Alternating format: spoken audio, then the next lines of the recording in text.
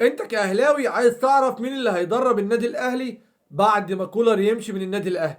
تعال اقول لك مين اللي هيدرب النادي الاهلي، ومش هقول لك مين اللي هيدرب النادي الاهلي بس، ده انا هقول لك كمان على مفاجأة هتفرح كل الاهلاويه. طلع عليها الكابتن ابراهيم فايق وقال لك ان كولر والجهاز المعاون بتاعه بالكامل هيمشي، مش هيفضل غير واحد فقط لا غير، هو الكابتن محمد شوقي. الكابتن مين؟ محمد شوقي. فطلع علينا الكابتن مصطفى عبده وقال لك ما دام محمد شوقي هو اللي هيفضل، يبقى مين اللي جاي؟ كابتن كروش مدرب منتخب مصر السابق. ايوه زي ما بقول لك كده، اللي هيجي بعد كولر هو الكابتن كروش. ده هو مش بس كده، الكابتن سيد عبد الحفيظ هيمسك المدير الرياضي في النادي الاهلي.